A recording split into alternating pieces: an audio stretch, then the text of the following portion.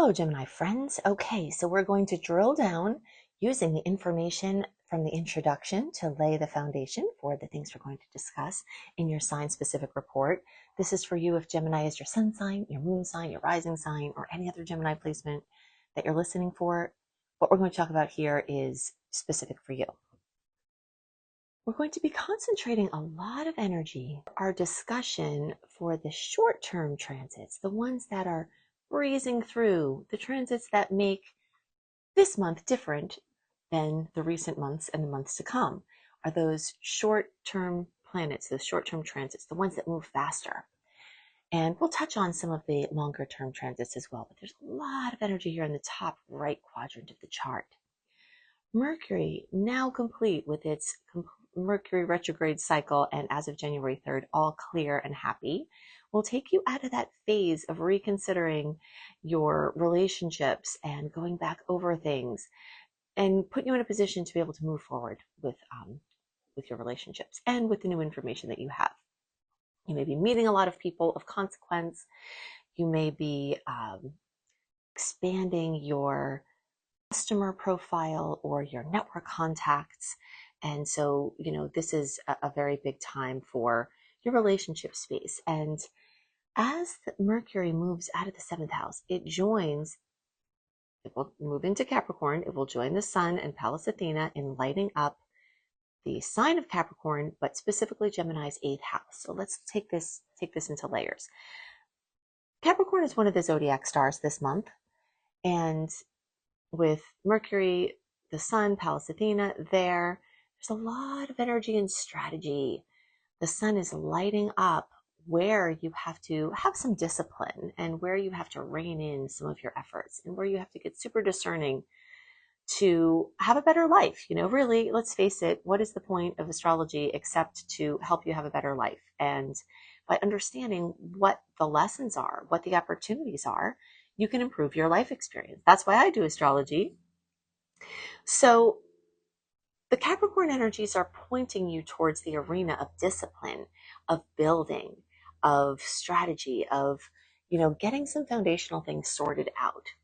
It also can be just something as simple as getting your taxes done, because I can tell you that this month will be the best month for the next several for trying to get things done like that. Because if you are a Gemini who is prone to distraction, as many are, then having this nice earthy energy to get some discipline, to do some important paperwork or other things. If you have other projects, could be you have a communication project with Mars here working this third house of Gemini in retrograde, something that you're supposed to be getting done.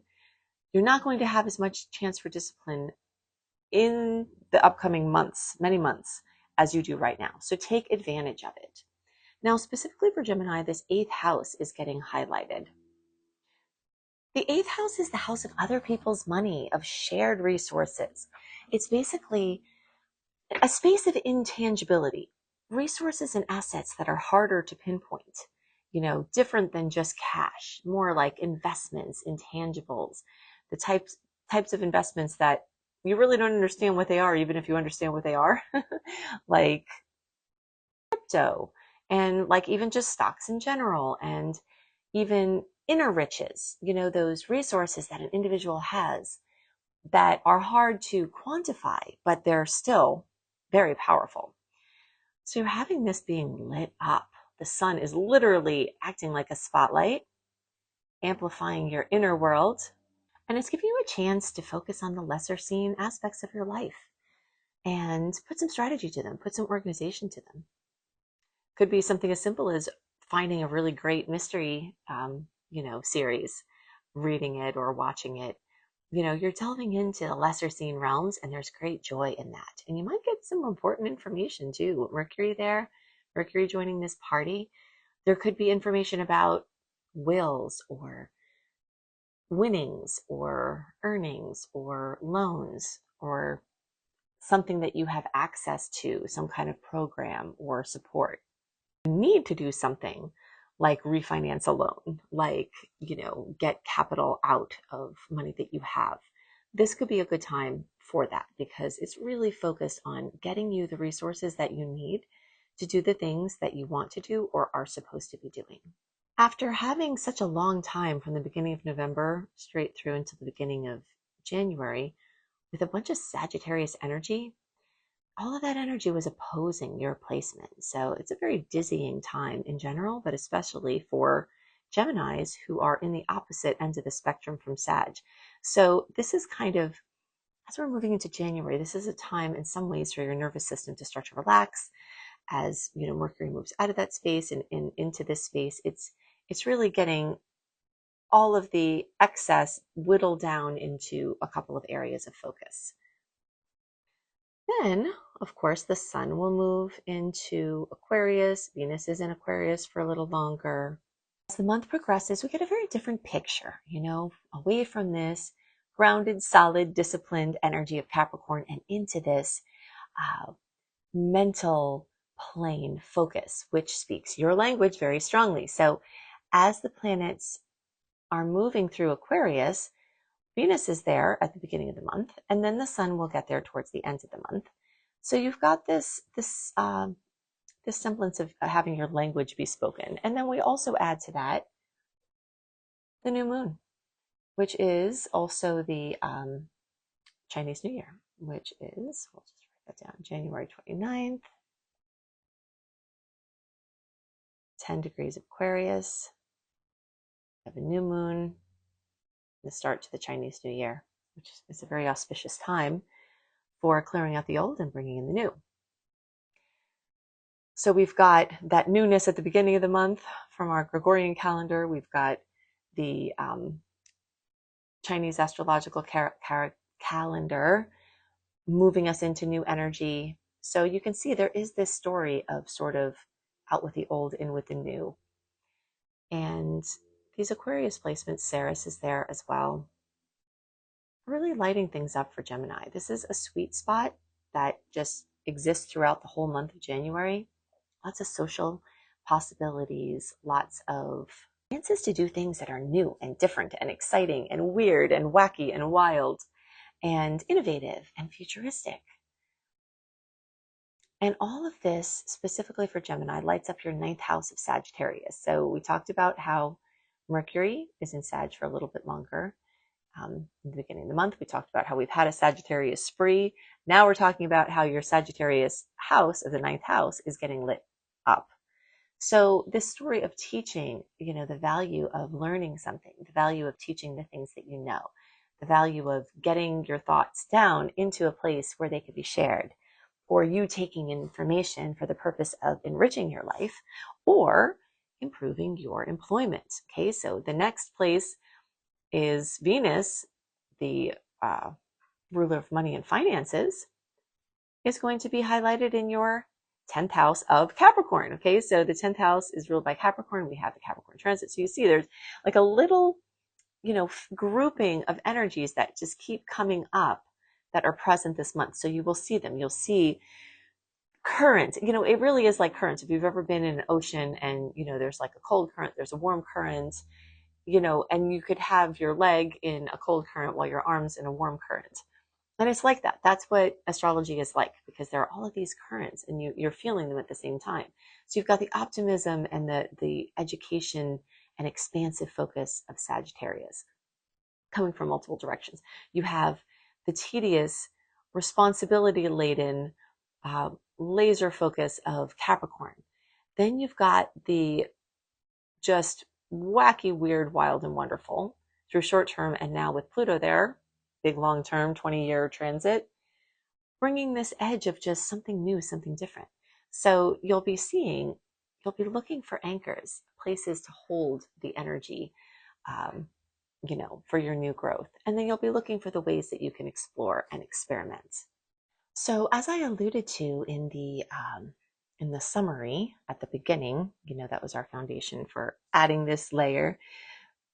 Venus is going to go retrograde soon. It will start its shadow period at the end of January, and I gave you the rest of the dates before, so we're not going to go over them again. But it's important to know this moving forward, because Venus usually blows through a house very quickly and gives us a boost, some extra money. In this case, it's in your work employment house, a bonus, a raise, recognition, an opportunity, a new job, something like that. But this is going to be a longer term focus because Venus will blow through Aquarius here quickly, go through Pisces, through the first part of Aries, and then when it retrogrades, it will go back into Pisces. So you're going to have extra focus on what is it that you're trying to do with your life? What ways have you made money in the past? What basically a several month invitation to reflect and reassess your professional life, your public reputation, how you approach ambition, what rewards that you're getting from the work that you do. So it will be deeply introspective in certain ways, for the Pisces part of the retrograde, and then very external for the Aries part of the retrograde. So it's going to run quite a wide gamut. But this is definitely you're stepping into a time of major reflection on whether your career path aligns with, what you're trying to do. Also may have prosperity or ways of earning money that will come back to you from the past. So this is kind of ushering in, it's not officially retrograde yet, but because the shadow period does start at the end of this month, these themes are going to start coming in. Okay, so we do still have Jupiter in Gemini. That was May 2024 that this started. It will go through June 2025. And it's only 1 year every 12 years that we get Jupiter in our sign. And Jupiter is the great expander, and it is in retrograde. So either way, whether it's moving forward or moving direct, the whole year that this is happening is a very powerful time for your personal growth, for your self-expression, for expanding your horizons, for creating prolific ways of expressing and sharing whatever your mode of creation. It's a general time where things that may have been small issues may become big issues for the purpose of you actually dealing with them. And it's one of the best times for you to bust out into the world in new and wonderful ways. Now, here we are in the midst of all this retrograde energy. Mars retrograde, Venus is going to start, Jupiter's retrograde. So you might not be like bursting at the seams with this at this moment, but the general bigger picture is this story of expansion. And so when we've got the retrograde time, you're going back over your foundations so that you can rise higher as everything starts moving direct. Because if you've ever seen them build a skyscraper, I would say that I'm a city girl only because I was born and raised in New York City. I don't live in cities anymore, but I know them very well. And I've seen many a skyscraper being built. And the taller the skyscraper is going to be built, the deeper they have to go to anchor this thing. Because, it sways and it moves and we don't want it to topple. So you have to have that balance at the other end. And I always like to think of Jupiter retrograde as a time when you might want to be growing your skyscraper, but what you are doing is you're making sure that your foundations are strong enough so that you can grow higher. And you'll be set to soar magnificently from February through June with the work that you're doing now. So you're kind of taking a step back, reevaluating some things, being the spider. This retrograde energy, remember, is the time to be the spider and just wait in your web to see what comes to you rather than conjuring. It's a time to wait on the shore and see what comes to you rather than conjuring. It's a time to go back and see what things, clutter, relationship issues, housing situations, everything in your life that's right in front of your face, how those things may need to be modified. And of course, your inner world. So that when it comes time to build big again, you can do that in ways beyond what you could imagine now. Okay, so the last date that I want to give you is that full moon at 24 degrees of Cancer. Fullness, completion, fruition, drama in the home, family, housing. We talked about that in the intro. But specifically for Gemini, this is in your money house. So fullness, fruition, creation, can come into turning into cash, which my theme of the month was looking at the Mars-Pluto transit and how this can actually, be a clash that brings cash. Geminis have a second line of energy into earned income coming up in a very big way, with possibly a very big showing of a financial boom.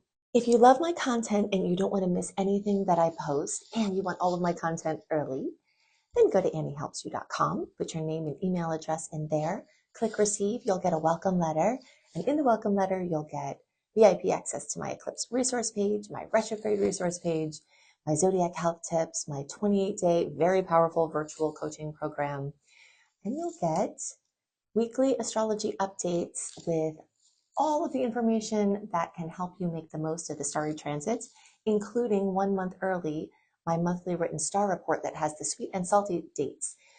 These are the dates to be most awareful and careful of, and the dates to celebrate the most and plan your important things. And you get all of that as part of my VIP. Plus, podcast menus, and I know for sure YouTube don't always notify you whenever I post new content, even if you're subscribed, even if you click the bell, even if you enable notifications. So if you want to be sure that you don't miss anything from me, then the best way to do that is to be part of this VIP group, because I will let you know as soon as I have anything posted, and you will get early access to all of it. I also sometimes have private promos for my VIP group that the public never sees. And if you want to study astrology with me, go to www.beastropro.com, beastropro.com, to see my astrology certification course. If you want to learn astrology to help yourself and your friends, or you want to earn money, that is my specialty. I can tell you how to make your astrology practice work and earn money from your love of the stars. I hope you have a wonderful month, and I'll see you next month. Bye.